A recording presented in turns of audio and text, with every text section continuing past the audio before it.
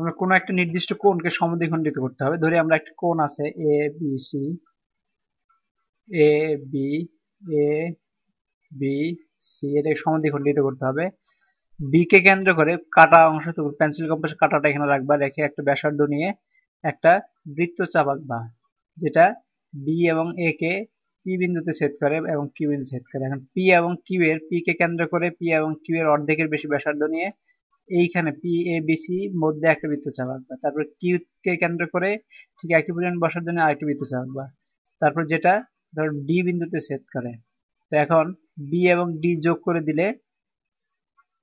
দিয়ে একটা বর্ধিত করে দেই, এই বিডি রেখা রশ্মি B angle B A C কে সমভাবে দ্বিখণ্ডিত করে। তো আমরা যদি এখন দেখি যে একটা রেখার, কোনো একটা নির্দিষ্ট রেখার কোনো বিন্দুতে একটি লম্ব আঁকতে হবে। আমাদের একটা নির্দিষ্ট রেখা নেই, এ বি একটা রেখা নিলাম, তার নির্দিষ্ট একটা বিন্দু পি নিলাম, পি এর উপর একটা লম্ব আঁকতে হবে। এটা হচ্ছে আমাদের কাজ, পি এর উপর একটা লম্ব, পি বিন্দুতে একটা লম্ব আঁকতে হবে।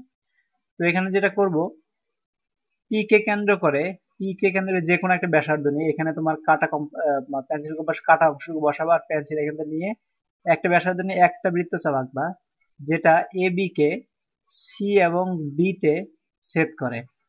এখন ডি কে কেন্দ্র করে, ডি কে কেন্দ্র করে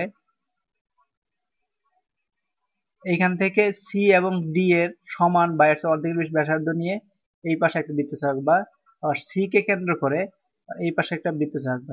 এটা মনে করো কিউ বিন্দুতে ছেদ করলো, পি এবং কিউ যদি যোগ করে দাও এটাই হবে এ বি রেখার উপর লম্ব।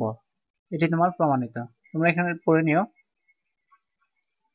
আবার ধরো একটি নির্দিষ্ট রেখার বহিস্থ কোনো এক বিন্দু থেকে ওই রেখার উপর একটি লম্ব আঁকতে হবে। তার মানে তুমি একটা রেখা নিলাম এ বি, তার বহিস্থ একটা বিন্দু হচ্ছে ধরো পি, এখান থেকে এ বি রেখার উপর একটা লম্ব আঁকতে হবে। কেমনে আঁকবা? তো তোমরা এ বি রেখার উপর পি একটি বিন্দু, তো এ বি রেখার যে পাশে পি আছে তার বিপরীত পাশে যে কোনো একটা জায়গায় কিউ বিন্দু নাও।